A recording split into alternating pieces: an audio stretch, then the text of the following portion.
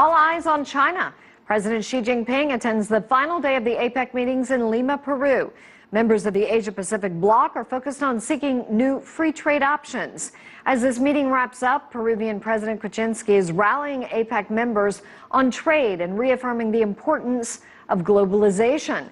CCTV's Dan Collins has been following all of this. He joins us live from Lima with the very latest. Dan.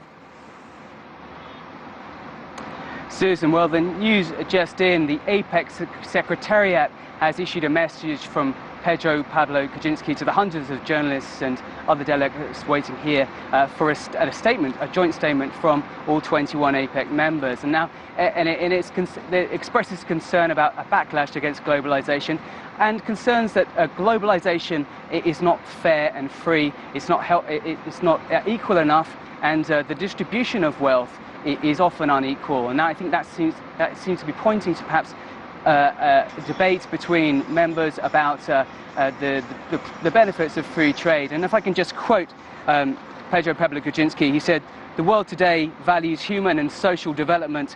Growth by itself is not enough. We have to do more." And he said, in this APEC meeting, we are facing a rapidly changing international context, and we're going to try and emphasize strongly the points which we think are important for inclusive and sustainable growth.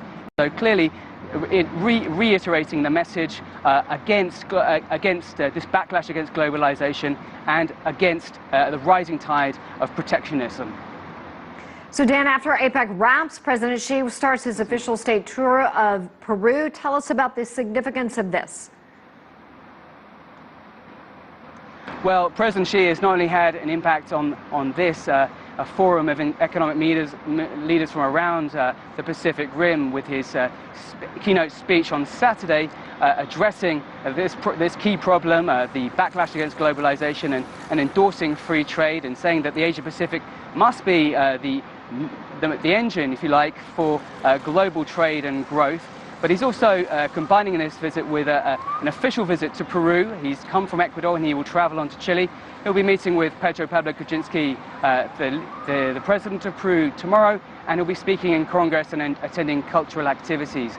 That's the protocol, but this is really just what's happening in concrete terms is both of these long-term partners, Peru and China, are talking about how their economies are changing and trying to make sure that they're complementary looking forward. There's already $15 billion of bilateral trade between the two nations as of 2015, and it's hoped that that will increase due to this friendly relationship.